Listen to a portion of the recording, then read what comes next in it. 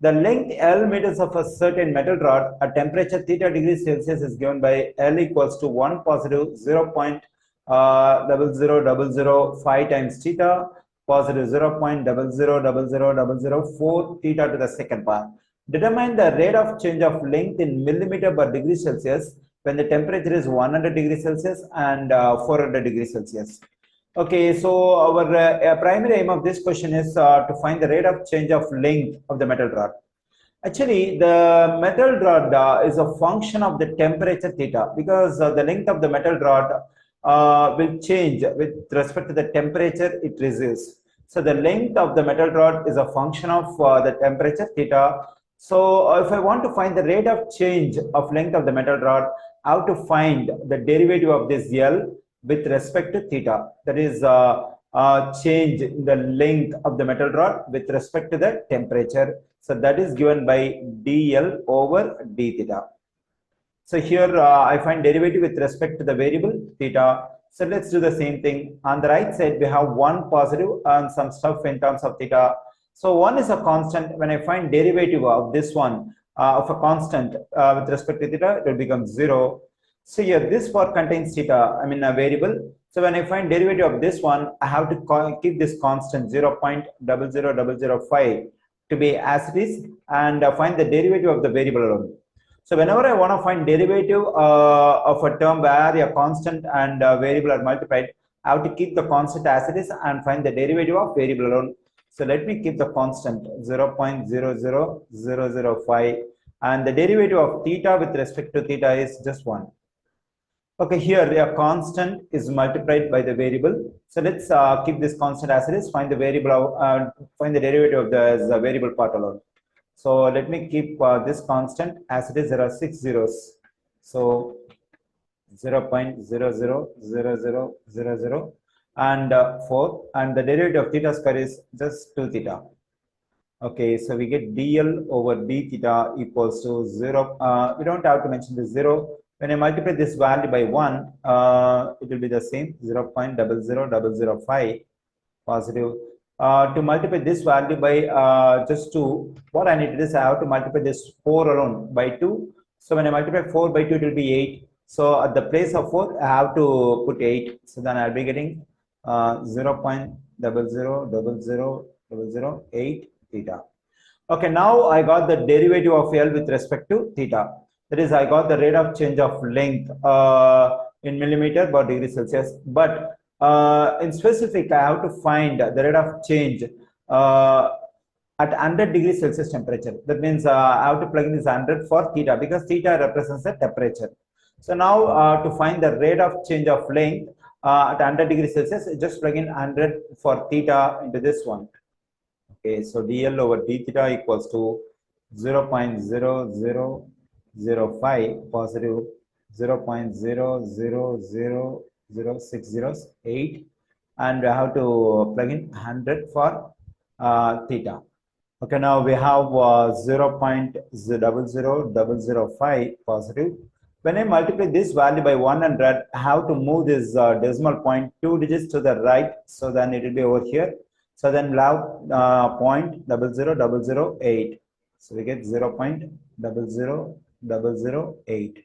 Okay, now we need to add these two values. Let me add this. That is 0.00005 and 0.00008. Okay, when I add 8 and 5, it will be 13 and carry over 1. So 1 plus 0 will be 1, and we have 3 more zeros here, 0.0. So the addition of these two values is equal to 0.00013. So it's going to be 0.00013. Okay, now we got the rate of change of length at 100 degrees Celsius. So that is 0.00013. Okay, here we have the length of the rod L in meters and the temperature in degrees Celsius. So here we got dl over d theta. That means so we have L in numerator and theta in denominator. So the unit of L in the from the given information is meters, and the unit of theta is degrees Celsius. And for this rate of change of length at 100 degrees Celsius, so we have to write the units meter bar degree Celsius. So So the rate of change of length of the rod at 100 degrees Celsius is 0.00013 meter per degree Celsius. But the question is asking us to find the rate of change of length in millimeter per degree Celsius. So we can keep this degree Celsius as it is, there is no change in it. But here we have in our answer we have meter, but according to the question we have to get millimeter. Okay, what we can do is first we can change this meter to centimeter. Already we know that 1 meter is equal to 100 centimeter. So when I multiply this value by 100, automatically this meter will become centimeter. Okay, let me do this. So I multiply this value by 100. When I multiply this one by 100, so then meter will become centimeter. So when I multiply this value by 100, the decimal point has to be moved 2 digits to the right. Then I'll be getting 0.013 centimeter per degree Celsius. Okay, now I got the rate of change of length with the unit centimeter per degree Celsius. But still, centimeter has to be converted to millimeters. Already we know that 1 centimeter is equal to 10 millimeter. So if I want to convert centimeters to millimeter, I have to multiply the given centimeter by 10. So now we have to multiply this result by 10 to convert this centimeter to millimeters. Let's do that. So 0.013 times 10. When I multiply this value by 10, the centimeter will become millimeter per degree Celsius. When I multiply this value by 10, the decimal point over here has to be moved 1 digit to the right. So I'll be getting 0.13 millimeter per degree Celsius. Okay, so now I got the rate of change of length of the rod at 100 degrees Celsius. That is 0.13 millimeter per degree Celsius.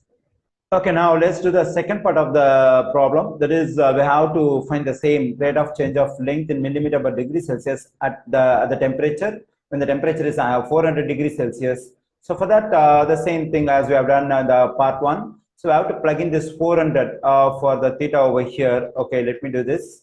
So dl over d theta equals to 0.00005 positive 0.000000. There should be 6 zeros, 8 times 400. We have to plug in 400 for theta.